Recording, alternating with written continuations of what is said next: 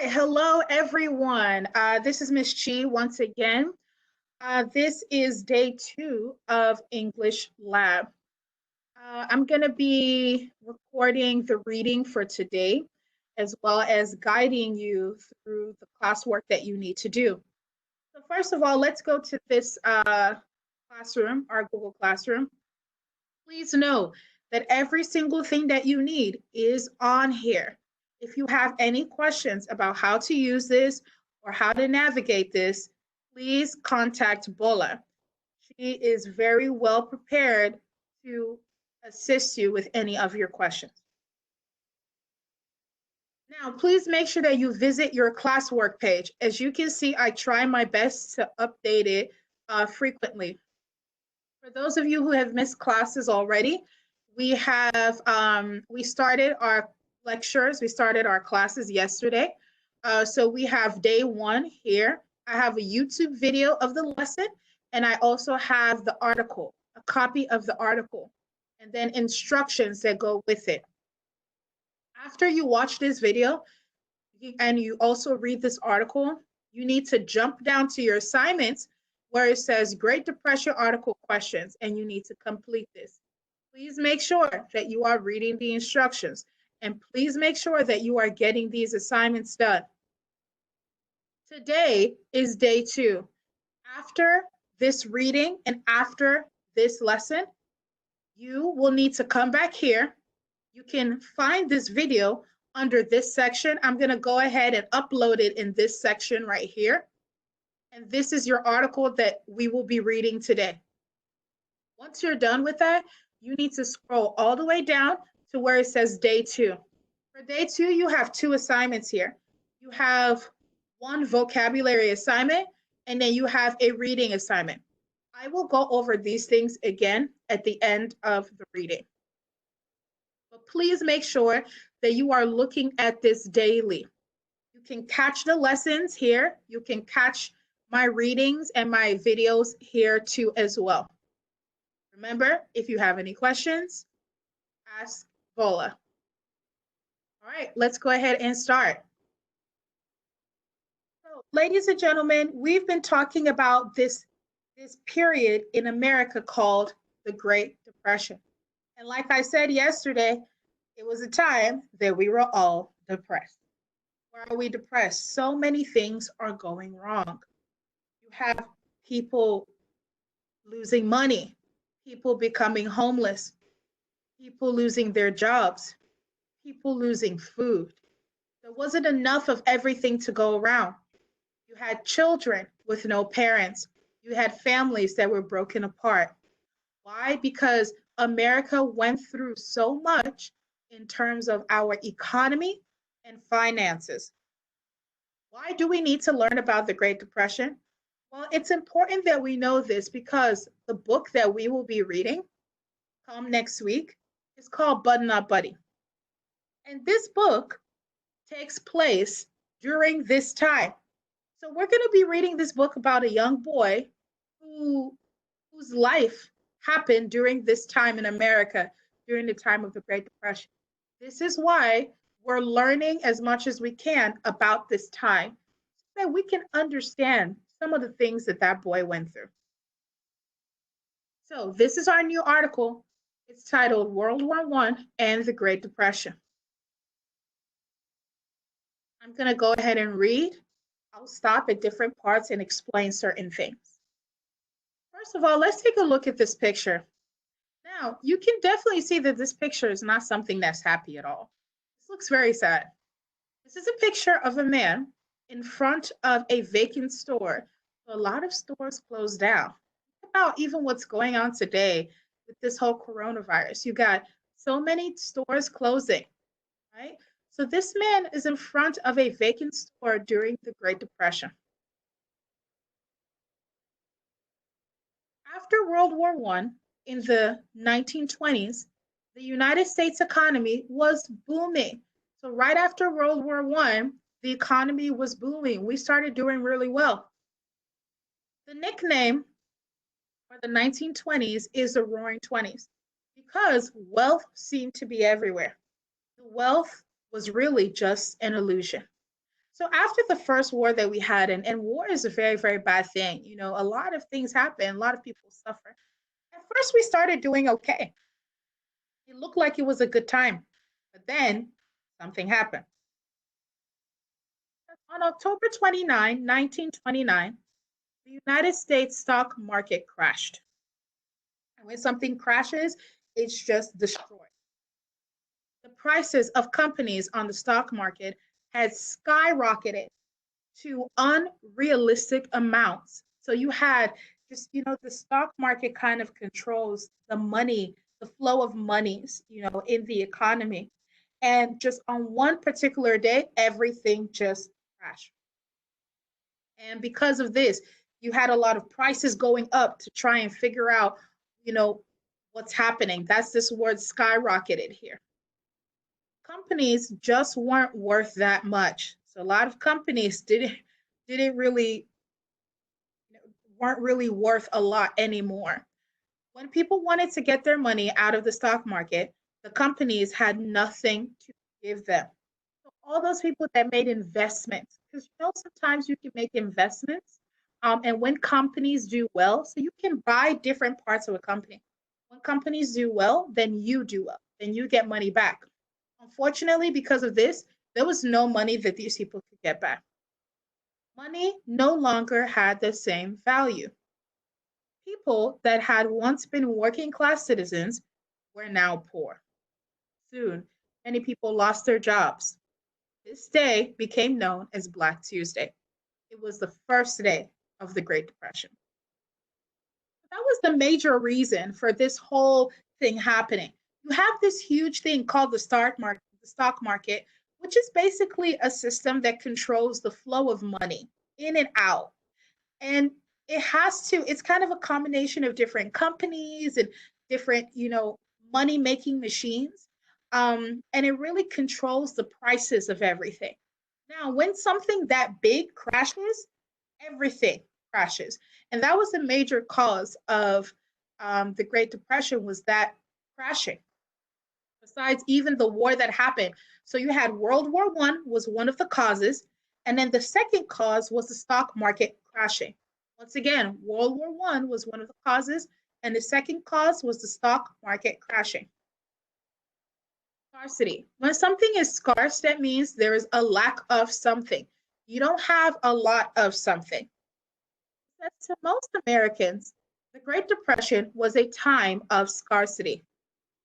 We didn't have a lot of things. I mean, think about it. If everybody's broke, nobody has money, you're not going to have a lot. All of a sudden, the economic boom of the 1920s ended. In 1929, all of this wealth collapsed, and people had trouble finding work and even finding food. Banks had to close because they just did not have enough money to give people. When banks closed, several people lost their entire life savings. By 1932, one out of every four Americans was unemployed. By 1933, the money value of the stock of the New York Stock Exchange was only one-fifth of what it had been in 1929. The United States did not fully recover from the Great Depression until the beginning of World War II. So, World War I happened, stock market crashed, everything went down, and because of that, banks started closing. So, what were some of the effects of the Great Depression? So, what happened because of this thing? Well, number one, people had trouble finding work. Nobody really had jobs anymore, right? That's one. Number two, banks had to shut down. A lot of banks had to shut down. Why? They don't have any more money to give people. And of course, if the bank is shutting down, forget about your money, is gone. So all that money that you put in the bank, they can't find money to give you, so it's gone. And because of that, so many people lost their life savings. So think about it. No job, no money in the bank. If you don't have any of these things, you can't buy food, can't pay rent, so then you end up being homeless, just like we talked about yesterday, and you end up being on the streets. You don't have a lot of things anymore. Why? Because you don't have the money to buy them. Now, it took us a while to really recover from this, and we really didn't start recovering until the beginning of the Second War. Franklin D. Roosevelt. So, Franklin D. Roosevelt, at that time, was the president of the United States during the Great Depression. Now, thank God he was the president during that time, because the president that we had before was not that great. If anything, he didn't really care about the Depression. Just like if you are tuning into, if you were able to watch our video from day one, you will see that a lot of poor places started being called Hoovervilles. Why is that? Because it was named after this dude, Herbert Hoover, the president during that time. Why? He didn't think that bad things were happening. He didn't think that people were suffering. So he's like, they'll be fine. We'll figure it out. People just need to work hard and just help themselves out. We don't need to help them. The government doesn't need to help them. And because of that, a lot of people who were angry in the country started naming a lot of the ghettos and a lot of poor places Hoovervilles. Now, Franklin D. Roosevelt came after this dude. Like it says here, in 1932, Franklin D. Roosevelt ran against Herbert Hoover, the president of the United States. So he ran against this person. Why? Because, I mean, the other dude wasn't doing a lot. So he thought that he was going to be able to bring some new ideas that could help America get out of depression. And honestly, he did a lot. A lot of the things that we have today, like food stamps, a lot of things that we have today, like unemployment insurance, really came from President Franklin Roosevelt during that time. It says Franklin remained determined, realistic, and optimistic. So he was determined to solve this problem when he came in. In his campaign speeches around the country, he promised to use all of the government's power to draw the country out of the Depression. Roosevelt received 22,800,000 votes over Hoover's 15,700,000 votes. So you can see it was a huge win. Roosevelt promised to put people back to work. People wanted jobs, and he promised to supply them. His plan was called the New Deal. He was going to use the government's money to make jobs for people. For example, he hired photographers to capture images of people around the country in their daily life. First of all, their photographs would become part of a national archive or library of photographs. Secondly, the photographers now had a job and an income. The government would pay the photographers and then they would spend their money. They could buy food and clothing. Money would keep changing hands.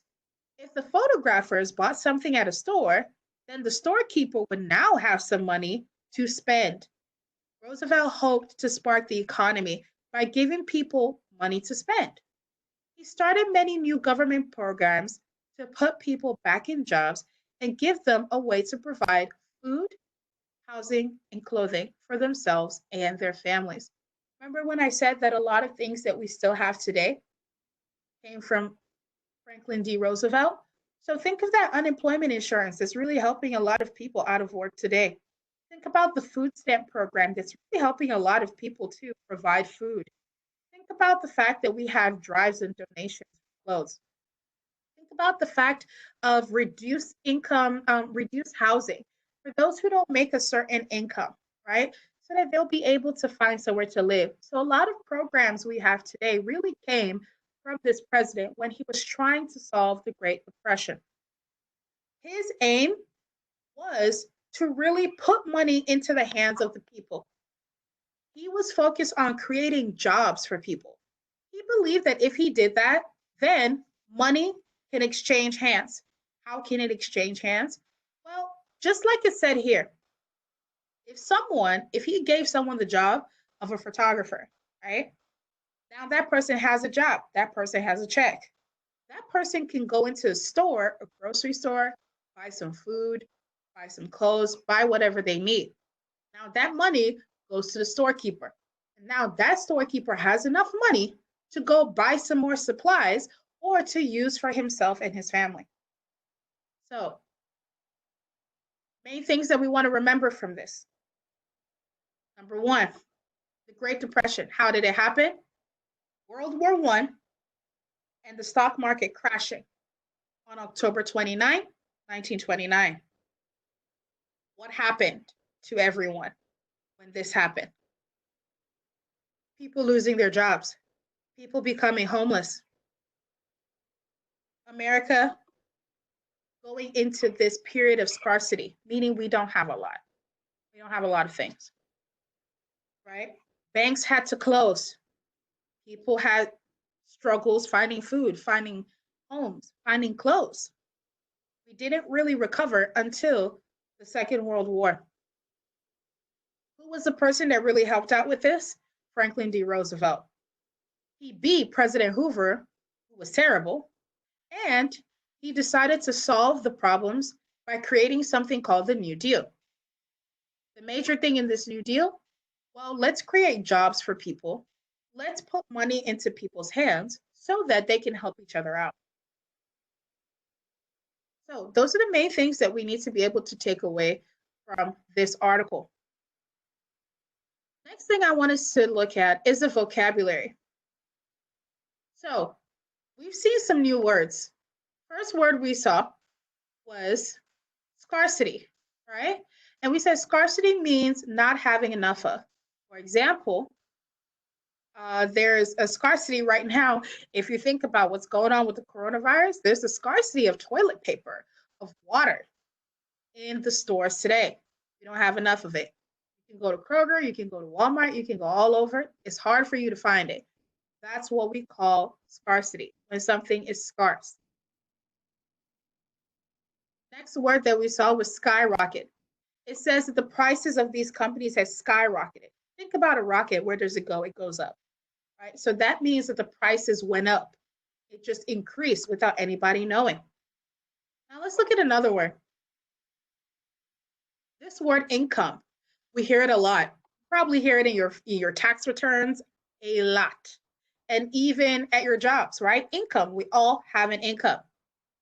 And an income simply is the money that you get from work. So the money that you get from work that you do, or maybe even the property you own. Some people have houses that they rent out to people and they get money from that. That's your income. Basically, any sort of job that you do, any sort of work that you do, even a side hustle, if you get money from that, that is your income. Well, for example, what are some examples of us using this word? Do you make much income from your investments? Or the lawyer has a high income. So a lawyer makes a lot of money, right? That's why they have a high income. Or rents from the apartments provides income to the owner of the buildings, just like we talked about before. Now, here are some more examples of this word income being used. With more income, they wouldn't be as poor.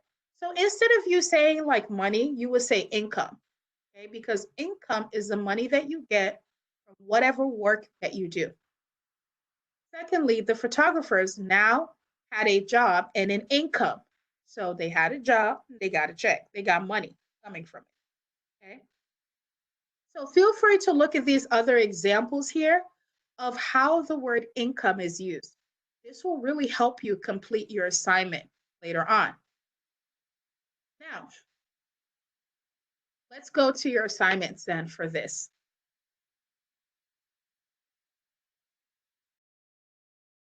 So if you go to your classwork page of your Google Classroom, if you scroll all the way down, like I said, you're going to find this video linked right here, right beside this article that we just read, okay? Just right here. Once you watch the video and you read your article, you're going to scroll all the way down and you're going to see where it says Day 2, Assignment 2, World War I and the Great Depression. Now, you have two different kinds of assignments. You have the vocab assignment and you have the reading assignment. So let's take a look at both of them. So this is your vocabulary assignment. If I were you, I would do this first. So in your vocabulary assignment, we're talking about this word income, okay? Please also remember to read these instructions. I I can see here, I kind of got that wrong. I'm going to change that. Please remember to read these instructions. Okay, please remember to read these instructions. So these are very simple questions. It says, what is the meaning of the word income? We just talked about it, right? So what is the meaning? You are going to put your answer here. So you're going to type in your answer here, all right? So for example, if you think the answer is C, you're going to type in C, all right? And then you move on to the next question. So these are very, very simple questions, all about the word income and how to use that word income. When you scroll all the way to the bottom, it asks you to write your own sentence using this word income. So write your own original sentence. Please do not copy and paste from the other sheet. Don't do it. You're not going to learn. Okay. So write your own sentence. After you're done with this, we're going to go to the reading assignment. Okay.